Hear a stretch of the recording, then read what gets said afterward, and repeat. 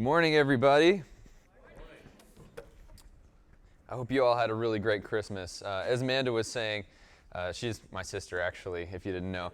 But we had a really blessing of a Christmas. Amanda and Austin just got married this year, so I had a new brother-in-law that shared Christmas with us. I also had my favorite person in the whole world, my niece, Allison, Micah and Ever's baby, join us as well. So it was a lot of fun. And as she was saying, that game is really, really cool. So you put your face in this opening, and you spin this little top thing, and whatever number it lands on, you have to click this gear that many forward. And what's really funny about it is that randomly a gear will pop and the thing will throw whipped cream on your face, and it is so funny. Oh my gosh. Yeah, because sometimes it would be like on the 7th time or the first time. Austin's was on the very first time, I think. So it was really funny, though, because you just didn't expect it. So I highly recommend that game if you haven't played it. Just play it in large groups, big families. But I hope you really had a blessing of a holiday. You know, this is actually the last message before the 2016 year. So I wanted to speak to you guys today about something that will allow you to reflect on your year of 2015 and also reflect on how you want to take things going forward. You know, this year for me was actually one of the toughest years in my life. It was physically exhausting. Mentally, I was pretty much done, and spiritually, I kind of felt a little dry. And as I think about it, you know, I think a lot of people actually share the same feelings when you head towards the end of a big holiday like this. There's a lot of stress from having to, you know, bring families together, from spending a lot of money, for just heading into the new year overall, what kind of things you're going to get done and get accomplished. There's just this big feeling of kind of exhaustion. So I wanted to bring this message to you today because even though I had a tough year, I learned one of the most valuable lessons I'll ever learn in my whole life, and that's that God's gifts are nothing if they don't have God. God is the most important thing in my entire life. And this message today, I think, speaks to two different types of people. The first group of people is going to be those people who maybe don't feel so spiritual. Maybe you don't feel like you've fully grasped who Jesus is in your life, how he affects your life, how he changes your life. Maybe you feel like he hasn't really changed you at all. And then it speaks to another group of people that have accepted Jesus, that kind of understand who he is. And maybe they still feel that nothing has really changed, that they feel a little dry in their faith at this moment. So if you find yourself in one of those two camps, I urge you to pay attention to what I'm going to tell you today and the things that I'm going to be saying.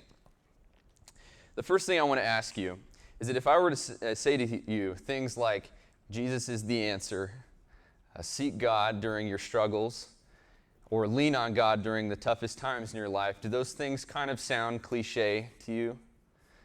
Is there a sort of redundancy in their message that's lost its effect on your life in recent years? Does Christ have little, or the wonder of Christ have little or no impact on your life? You know, our condition as humans is that we tend to lean more towards sin, and that dramatically affects how we sometimes view God. The typical view of God is what's called moralistic, theistic deism.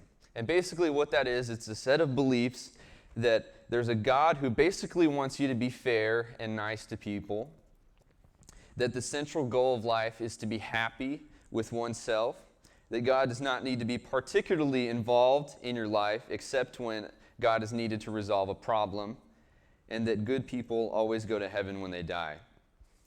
You know, when I first wanted to go to school to do ministry, to learn to be in ministry, I had it in my mind that I was going to do so many great things while I was there, and I really did. I hit the ground running. Like when I first got there, I got a job within a couple of days. I met the right kind of people. They got me scholarships. They also opened up other opportunities for me, like I got on the worship teams at school. I also got to be a part of a traveling worship team that through that ministry, we reached the lives of literally thousands and thousands of kids. I remember one camp in particular, we saw over 4,000 kids come through that camp. 4,000 kids. I also was a pretty popular guy. I'm a pretty likable person, so I got to know a lot of my professors, gained a lot of recognition for just being naturally gifted at test taking and taking in concepts and things like that. I made a lot of friends.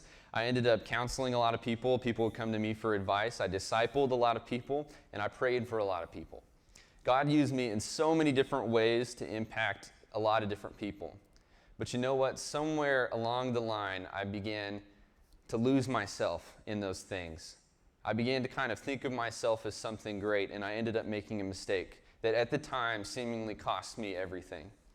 I had to actually step down from the traveling worship team that I was on, and I wasn't allowed to be in the dorm that I was living at. I had to move into a different dorm, and I also had to stay away from any kind of leadership position at the school.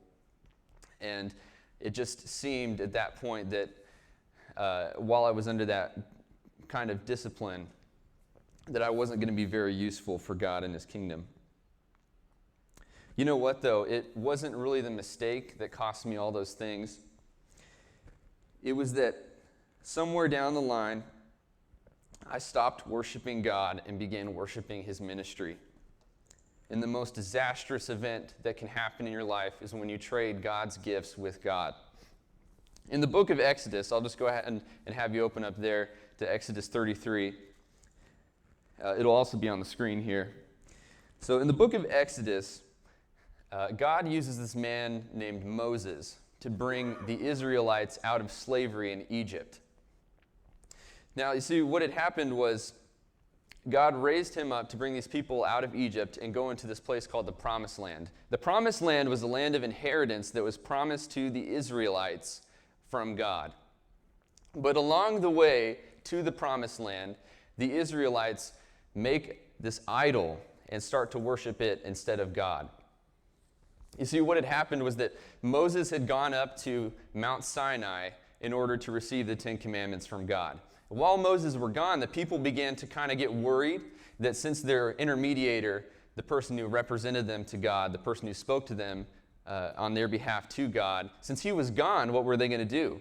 So they decided to try and replace Moses by making this thing called a golden calf and begin to try to invoke God's affection through a man-made object. And as a result, God gives Moses this command. It says, "Then the Lord said to Moses, 'Leave this place, you and the people you brought up out of Egypt, and go up to the land I promised on oath to Abraham, Isaac, and Jacob, saying, I will give it to your descendants.'" You see, God had promised a long time ago before the Israelites to Abraham that him and his descendants would receive this promised land. So God was fulfilling that oath. And if you continue to verse 2, it says, "I will send an angel before you and drive out the Canaanites, Amorites, Hittites, Perizzites, Hivites, and Jebusites. Go up to the land flowing with milk and honey, but I will not go with you, because you are a stiff-necked people, and I might destroy you on the way." When the people heard these distressing words, they began to mourn, and no one put on any ornaments. For the Lord had said to Moses, "Tell the Israelites, you are a stiff-necked people. If I were to go with you, even for a moment, I might destroy you. Now take off your ornaments, and I will decide what to do with you." So the Israelites stripped off their ornaments at Mount Horeb. You know, the Israelites found themselves in quite a predicament. They were set to receive literally everything that God had promised them. They were going to get the promised land. But the one condition was that God would not go with them. And it's something that we need to ask ourselves today, is, are you content to receive God's gifts, but not God? You know, John Piper once said that the most critical question for our generation is this: if you could have heaven with no sickness, with every friend you've ever had on earth, and all the food you've ever liked, and all the leisure activities you've ever enjoyed, and all the natural beauties you ever saw, all the physical pleasures you ever saw, all the physical pleasures you've ever tasted, and no human conflict or any disasters, could you be satisfied with heaven if Christ were not there? God's gifts without God is disastrous. Let me repeat that to you. God's gifts without God is disastrous. You know, when I was going through this stuff this past semester at school, going under all this discipline, I sort of tried to have a positive outlook, but I mostly found myself in darkness. I honestly, I couldn't be alone. I would sit on my bed and just kind of stare at the wall. You guys ever done that when you're sinking deeper and deeper? You just start noticing all these useless details on your walls. I began to just kind of sink deeper and deeper, beating up myself about how useless I thought I was.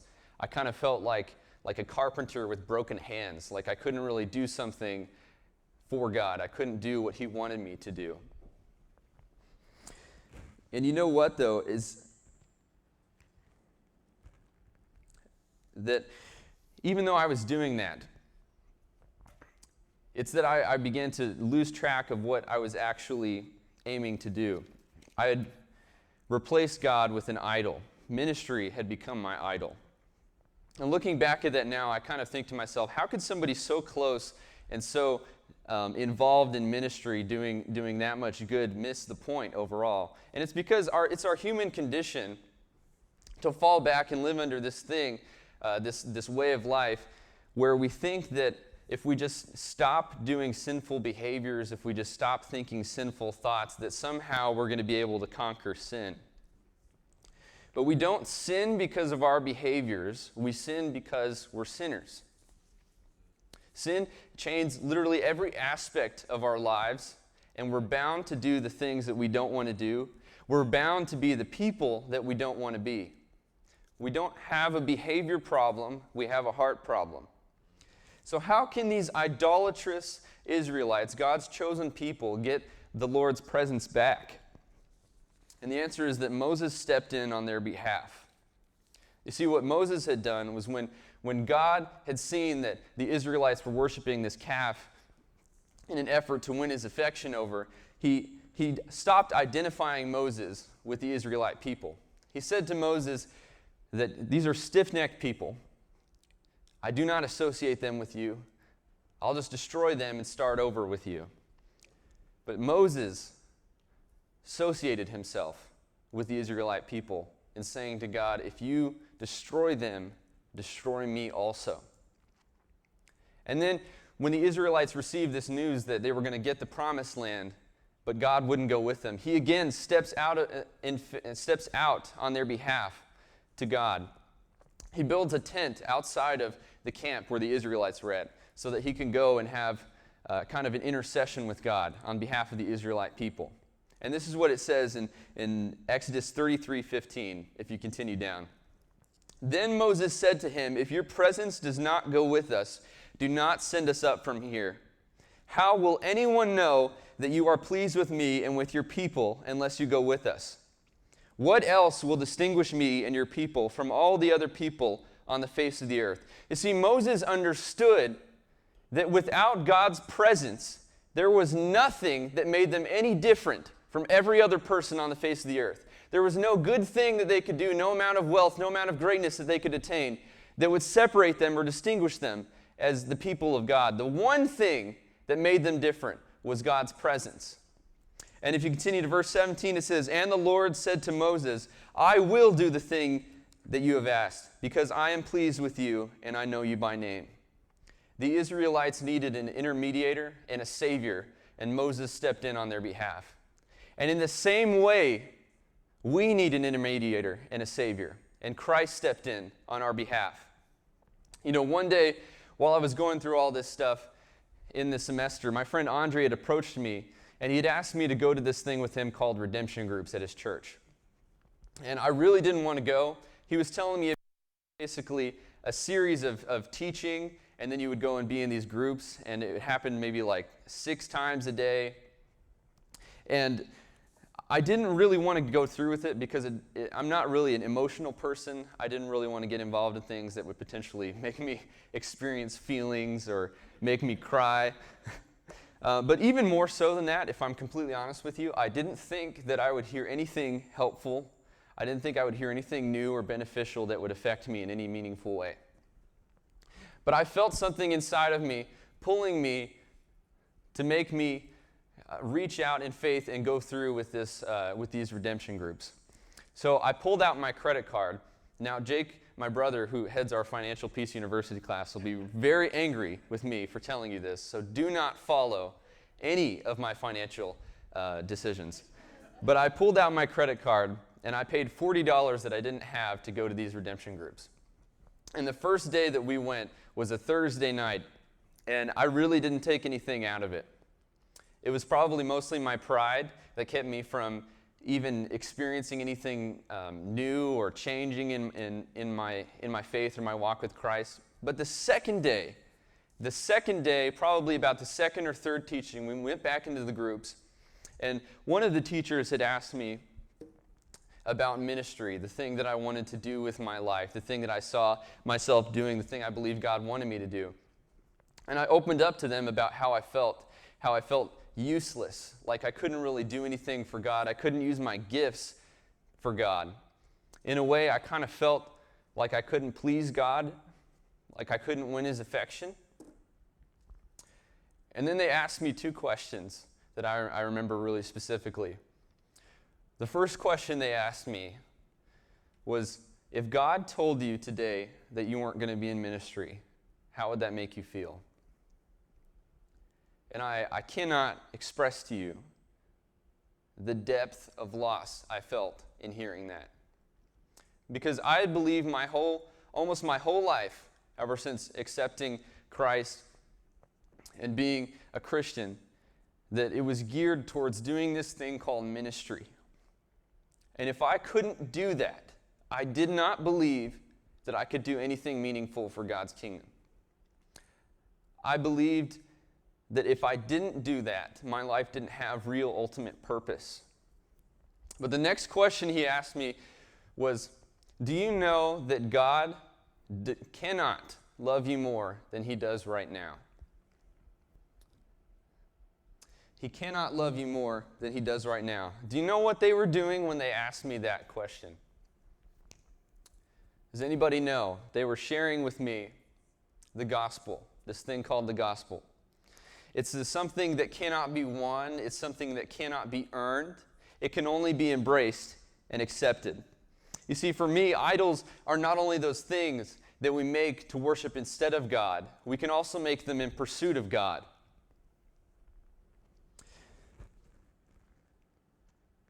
When they asked me, I realized in that moment that I was trying so hard in my life to attain something that I had already been given to me.